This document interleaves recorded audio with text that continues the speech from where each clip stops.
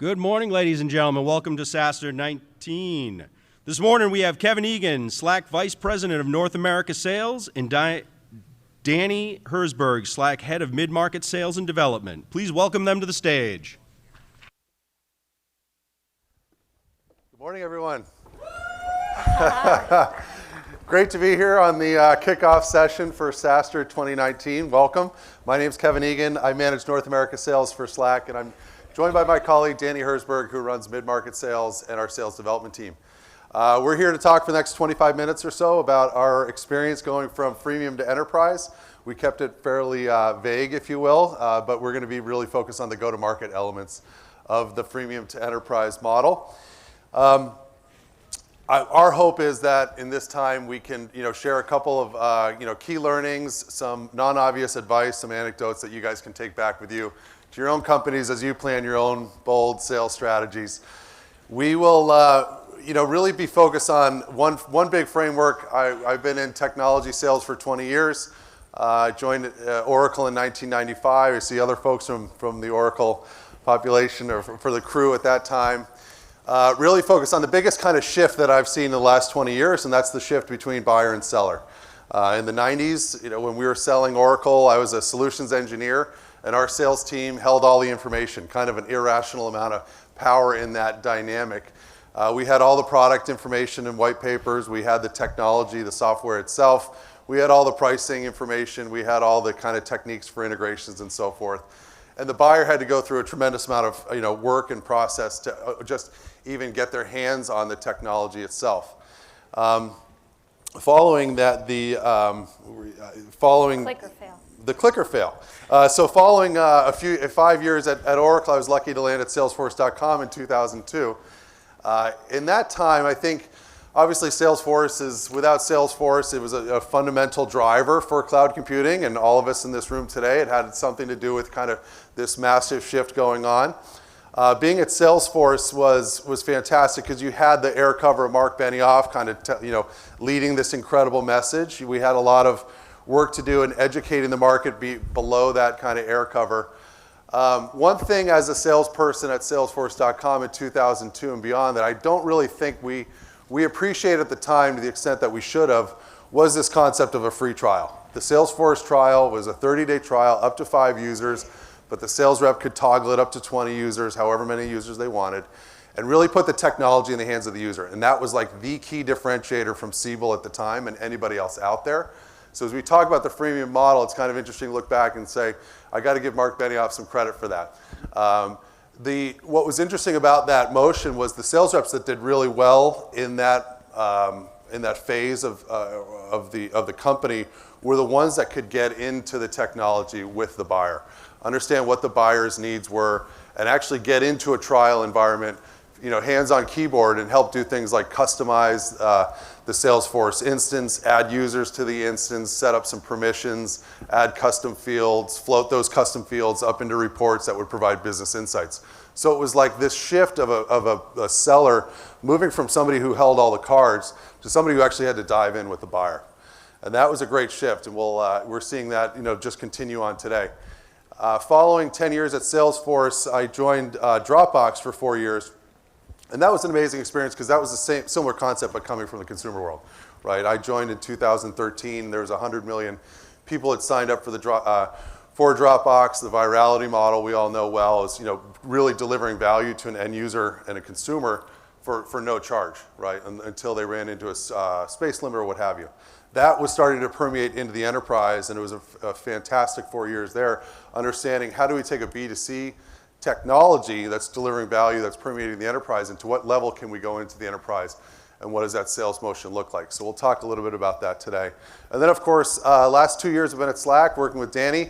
Fantastic opportunity there, and really one where we did not come from that consumer orientation, but we did take a lot of that similar concepts of end user love, driving virality, but we're focused on a business user. That has informed how we go to market, and we're going to talk a little bit today about, from freemium to enterprise, how do we apply different motions to different segments in a model where ultimately that dynamic between seller and buyer has completely changed, and the buyer, really, it's a buyer-centric model. So we're excited to talk to you about that today. We have a Q&A following this session, I think downstairs. So we'd love to open up to questions, but in a following session. Danny, over to you. All right. So I want to take this concept that Kevin just introduced of shifting from a seller-centric universe where the seller holds the keys to the kingdom to a buyer-centric universe. And I'm giving it away a little bit, but there's one mantra that we use at Slack that has been our North Star that's helped us operate in this buyer-centric universe and do so, I think, with great success. And the mantra is seek to create value, not to extract value. So say it again, seek to create value, not extract value, which to most sales professionals I think is not super intuitive. Like you think of a salesperson and you think upsell as much as you can, extract as much value as possible, figure out what they have budget for and then charge them that. That's not our model. And when I thought about other iconic, very successful B2B SaaS companies out there, including HubSpot, where I used to work for the past 6 years before Slack, I realized that this is kind of a theme, whether people know it or not, that great companies embrace in order to do a great job of earning goodwill and loyalty from their buyer and then delivering into a great business model. So let me go through 2 examples with you. I'll take the ones that I know best. Let's start with HubSpot. And again, we're going into a buyer-centric universe here, so we're putting our buyer hat on. Who is the buyer at HubSpot? It's a small business owner. They are not a professional marketer, but they need to use their website for marketing. They are doing their best to achieve their growth goals and juggling a bunch of stuff at once. And they are just entering into the digital era as they figure out kind of like how to handle lead gen while working on a lot of other things in their business. So HubSpot recognizes that that's what the small business owner is thinking, or that's what their marketing leader is thinking. And they meet them where they are in the buyer journey. They focus on that buyer. So what did they do to create value for them? The HubSpot approach, and this was before HubSpot had a solid freemium model, which has now propelled the company, in its early days was to focus on sales and marketing as a way to meet the buyer where they are. So in marketing, I would say the company did 2 brilliant things, and you can think of what your own version is going to be at your company. But the first brilliant thing they did was they created a tool called the Website Grader. And the Website Grader is totally free. Anyone can use it on the internet. You run your website through it, and it gives you a couple suggestions about what you can tweak here and there to engage more traffic on your website or convert that traffic into leads. And the beauty of the Website Grader was that it wasn't like this thinly veiled salesy thing that was obviously touting the HubSpot software and required the HubSpot software to make any of the fixes. It was like giving you some tips that you could improve on your WordPress site if you're a small business owner, and you could walk away with something tangible. Even more so when the company built its channel program, the Website Grader would be used tens of times by marketing agencies who would use it to look really good or create some pain points with their prospective customers. And so by the time HubSpot sales ended up meeting that buyer, they had produced so much goodwill because they offered this free tool that they had been utilizing to help them without even paying a dime for the software. So that's part number 1. Part number 2 is they coupled that with this content gen machine.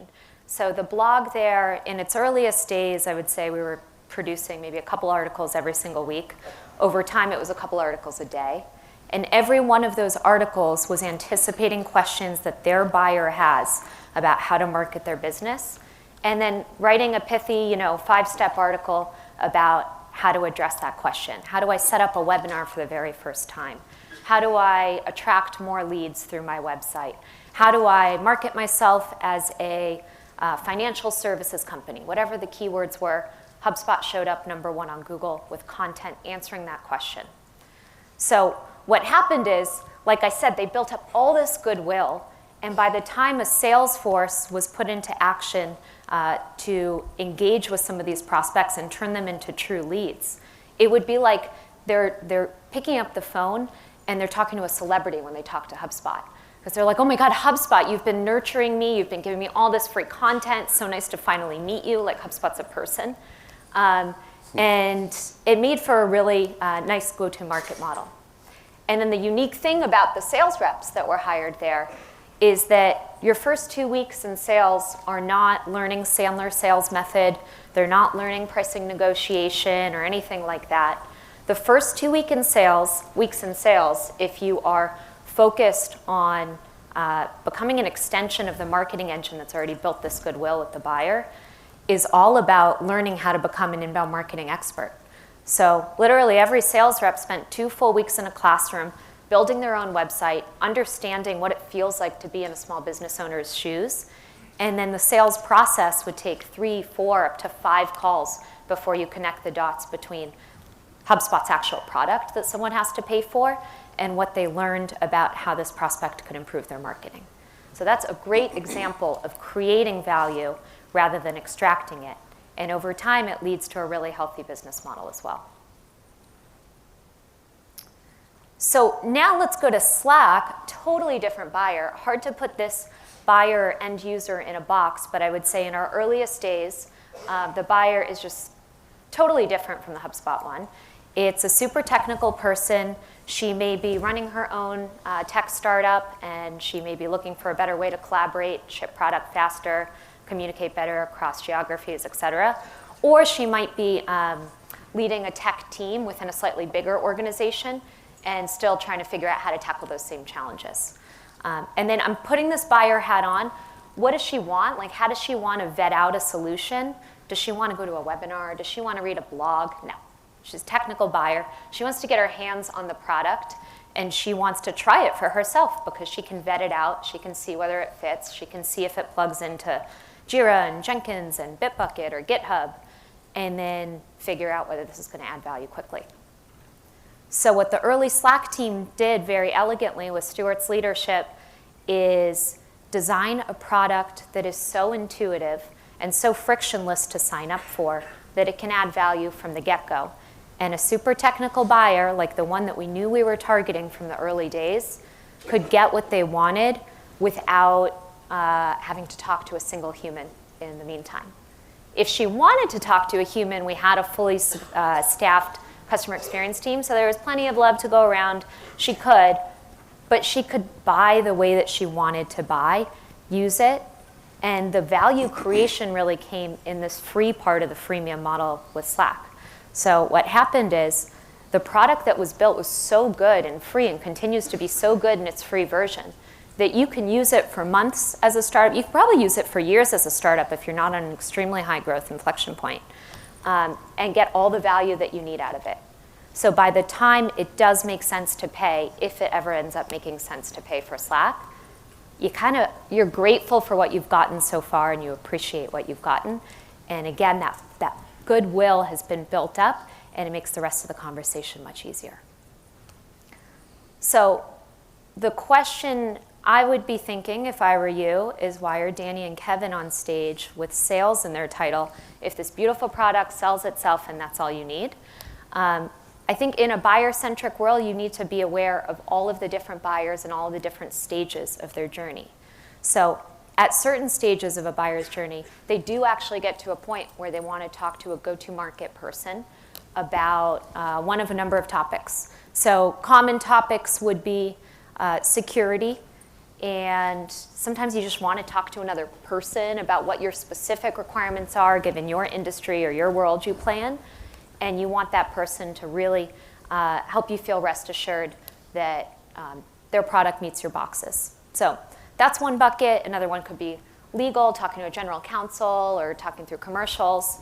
And a third bucket is actually guides how we've built our sales development program here. So when we were thinking about building a go-to-market playbook for specifically with the BDR, SDR program in mind, it was a little tricky because we think, first, what can't we answer through a machine? What can't the product answer on its own?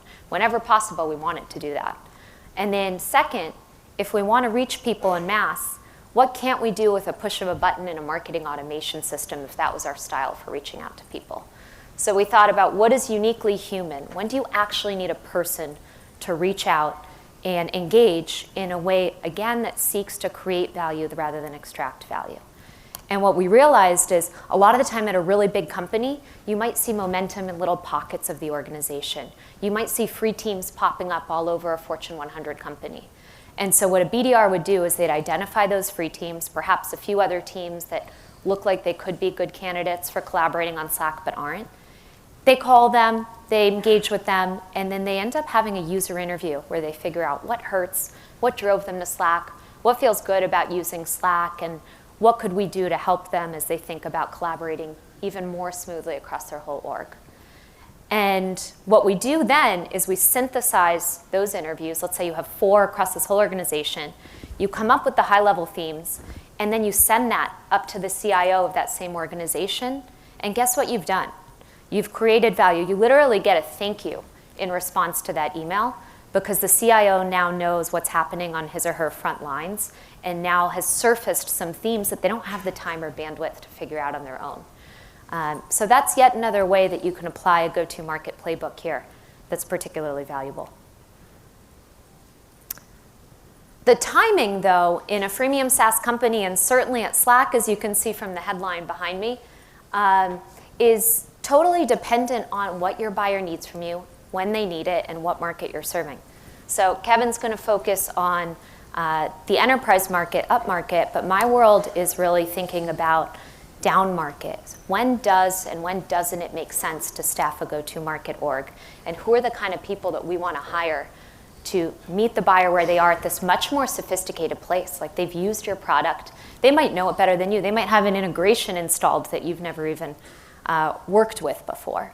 So we need to hire the kind of sales professional who hasn't necessarily sold at Oracle for 20 years, but it's someone who is obsessed with the Slack product and just wants to meet our buyer and completely geek out about what it means to use it, and also help them with some of the concerns that I was talking about earlier, bringing the right people around the table, facilitating that conversation in a trustworthy way, and teaching them new ways they can use it even beyond what they've done.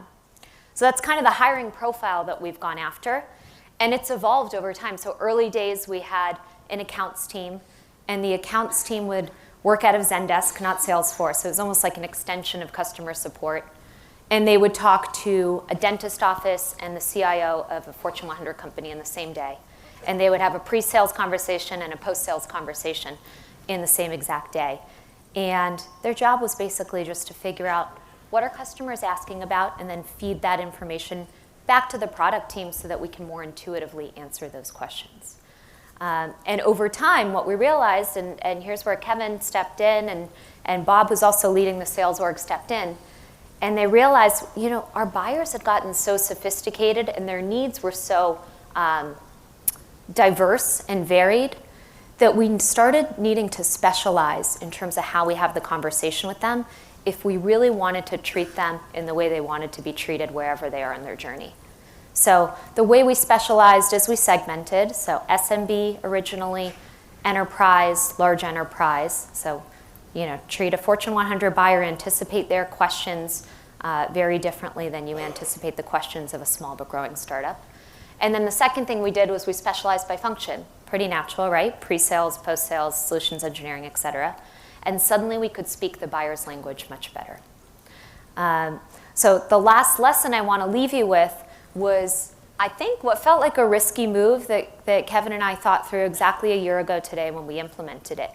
And it was thinking through, okay, once you've segmented once, how do you segment again and again so that you are constantly challenging yourself to speak the buyer's language and staff a finite go-to-market team in the right way that creates the most value on the customer side and also yields the most business value on your end. And so I think I mentioned this earlier, but when I was hired on to lead an SMB team that was newly formed. And they covered companies from 1 to 500 employees. And the first thing that I did was I flew out to Vancouver where that team was initially established. And I did kind of like a listening tour. And I asked the reps, what are the kinds of questions that you get all the time? How do you spend your day? And the first thing that I learned was that the questions were super consistent. And that some of the questions really far down market were the most consistent. And so we come back and we're talking. And meanwhile, Upmarket, there are much meatier, juicier conversations, much more nuanced. And most companies, by the time you hit like 450 employees, there's a very different process in place for making a big software decision, especially one that has to do with how you're going to communicate across an entire org. So like you have two ends of the spectrum, two very different ways to spend your day. And so at this point, we started thinking, okay, how do our peers, staff, go-to-market teams down market in the SMB? And we saw a really wide array of examples there. So we saw Box on one end. Box has, I think, a sales team that staffs even 25 employee company can talk to a sales rep and engage, and those people are on quota, and that's a full team right there. And then on the extreme, on the other side of the spectrum is Atlassian, which is essentially no salespeople selling all the way up to the Fortune 100. And so we go back to this buyer-centric journey, we put that hat on, and we say, okay, who's our buyer? I mean, it's kind of both. Like, it's the Box world, it's the CIO who likes this tops-down sales-heavy approach, and then it's also the technical buyer who I was talking about earlier, which is very much the Atlassian one. So what we went back and looked at was, okay, what can product answer systematically? What do we want product and marketing to be on the hook for that a human doesn't necessarily need to do? And in fact, the buyer doesn't really want to engage with a human to ask the same questions over and over. And what we decided to do was completely shift the SMB team upmarket, turn them into a mid-market organization, work super closely with our counterparts on the product growth team and the marketing team to figure out how do we systematically build the kinds of questions, the answers to the kind of questions we were getting into the product onboarding process to give the buyer what they want. And then how do we pay extra attention to these buyers up market who really, really need an individual to handhold them through the process a little bit more and use our time even better. And the calculus worked out. I think like the result was that we end up having very happy mid-market buyers who get the attention they deserve, and an equally happy customer base of SMBs, our original bread and butter, who are now even more intuitively using the product and getting human support from our support team and from one smaller portion of our sales team when they need it. So as you guys leave this room, I urge you to think about when it comes to specialization and segmentation, first of all, don't just do it once and then set it and forget it. I would go back, use kind of your annual planning process to rethink whether you're applying the right headcount in the right way. And also acknowledge that you have a finite amount of resources that you probably want to put into your go-to-market motion. So think, where does the buyer want you to put those in order to create the most value for them and yield the best value to your business too? So Kevin is now going to All right. So yeah, no salespeople for us. Stuart, by the way, on that quote, claims that it was taken out of context and he never said it. So yeah, true. 3 years later, we're grateful. The sales organization and the customer success, the CSMs and professional services team makes up a meaningful percentage of the overall company at Slack right now. We're about 1,300 or 1,400 employees, and a good portion of us are in sales and customer success. And as Danny said, we're looking after the customers. We're trying to. We're a website, or we can systematically approach and help customers buy on their own. We do, and that's largely in the SMB space. But in mid-market and above, it's your full enterprise sales cycle, your full enterprise resourcing model. One thing that, as we look at this, and that Stuart has come to, Ben Horowitz is a great advisor to Slack, and his blog really resonated with Stuart, and his blog post, if you haven't read it, you should, which is meet today's enterprise buyer. It's the same as yesterday's enterprise buyer. So the concept of enterprise purchasing hasn't changed that much. An enterprise buyer is typically a line of business manager who might like a particular service that might have come in through freemium, connecting the dots with other line of business managers, understanding how to purchase something within a large company, understanding how to get through the legal process of a large company, understanding how to get through the politics of all that, are still present in today's large enterprises. That did not go away. Freemium didn't solve that. What freemium did get to was a point where, as Danny said, you can get into pockets of larger organizations. And our sales team does come in, and where we don't see any usage at all, it's obviously a low value prospect for us. We're not going to spend a ton of time there. But in larger organizations, what we see is these pockets of usage And the sales team's job is to really connect the dots, understand what the business challenges are, help them envision what it would mean to pull all these groups of people together, these pockets of Slack usage, to get a company-wide transformation or a company-wide insight or some sort of efficiency and value that's driven from having everybody on the same platform. So that's our job as the sales team. Once we do that and the company comes on board with our Enterprise Grid product, or which one of our 3 products, and goes big, so to speak, we apply our customer success model, where you've probably seen CSMs at other companies. Their job is to really drive adoption, drive training, ensure the renewal happens, and ensure that that customer grows with us and sees value every day. So along with that, in the pre-sales motion, we have solutions engineers who are demoing the product, getting into deep technical conversations around how does Slack integrate in a large environment, given all the security requirements and all the integration points that there might be presented. Solutions engineers also get into very heavy conversations around permissioning and how do I have different groups on the one hand have a common platform to communicate, but on the other hand not see each other's stuff when it's not appropriate. So a lot of deep technical pre-sales and post-sales work is going on. And I think what surprised Stuart, and whether he made that quote or not, I think what surprised Stuart was what the pace at which Slack kind of sprung up in large enterprises. So today we count IBM as our largest customer with close to 130,000 daily active users. Oracle is a customer that's reaching about 90,000 active users. We also have wall-to-wall agreements with non-technical companies like TD Ameritrade and American Express. So this is going into large companies, and it's happening at a pace that I think kind of was a surprise to Stuart as well. And so on the one hand, it's a little bit of a brag slide because we have gone big very quickly in enterprise. But one thing I want to leave you with is that this was an internal debate at Slack. How high up the stack do you go? And it was a very rich debate. And the reason why is because you have to resource it in a very significant way. Going big in enterprise or going up to the top of the pyramid is not some like sales VP's strategy that comes out at the annual planning. Going into large enterprise and going after large enterprise customers, nothing has really changed. You need to make it a company decision. It's not just a sales strategy decision. And your CEO, your marketer, your general counsel, your product team, everybody has to be on board. In some cases, like I saw at Slack and at Dropbox, you might bifurcate. There might be a marketing team for consumer or brand, but at Slack, we've got one team for kind of consumer and brand and one team for enterprise.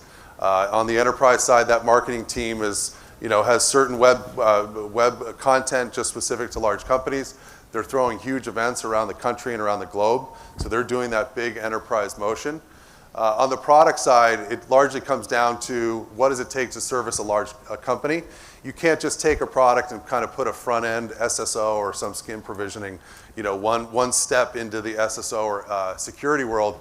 You kind of need to go all in. And so it might start with SSO, so to speak, but what your customers are going to be looking for from you are some of these things on the right-hand side of the slide, which is around SOC 2 compliance, SOC 3 compliance, ISO certifications, HIPAA certifications, and there's no finish line on this stuff, right? And they want a relationship with your CISO and the person making decisions around security. And if they're going to go big with your technology, they're going to want a relationship with a CEO to know that enterprise is front and center for you as a business, and it's a company-wide decision, not just some sales team saying, "Hey, we're going to go after this." So we show Gartner and IDC up here as well. It's a competitive market when you go there, and you got to play the full game. I'm sure there's some folks from the analyst world with us today at this event, and they're a very important voice in how a buyer buys. So you have to get close to IDC.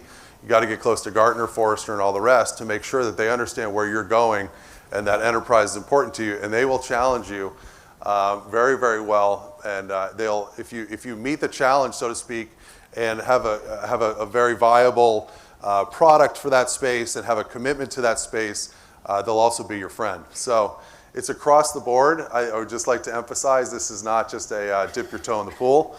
If you want to go into large enterprise companies as a customer, I will say you can get divisional wins. You can get small pockets of wins. You might be able to license those as kind of rogue usage, which might be the right thing for your business. And that's, I think, what we want to leave you with is that it's not for everybody, right? If you look at, there's a lot of great companies going more of the low-touch self-service route.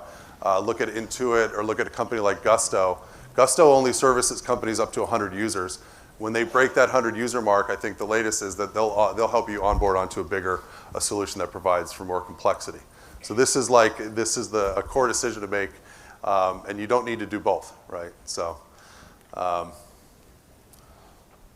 Wrapping up, in summary, so thanks for listening to us. I think what we wanted to highlight was seek to create value, not extract value. That's what buyers are used to today. This is the consumerization of IT. This is the freemium model. We're in a better place now in terms of using the product. So your sales team and your go-to-market motion should be around creating value and meeting the buyer where they are, no longer holding the cards on the sales side. Secondly, you heard Danny talk through some of the segmentation. How do we constantly iterate on segmentation and apply different plays to different segments so that we're driving the most efficient model, right? Sales resources are finite, they're expensive, so you need to make sure you're applying them properly. And then lastly, if you're going to go into the large enterprise space or the enterprise space, go all in. Make sure that this is a CEO-led decision along with the board and be ready for everything that comes along with it. It's a very exciting place to be. There's obviously big contracts and a lot of great customers and logos and revenue to be had there, but you really need to be all in. So with that, we're going to wrap. It's been a pleasure speaking with you guys. As the opening session, I hope you have a great remainder of your event here, and I want to thank Danny. Thank you. Yeah, thanks.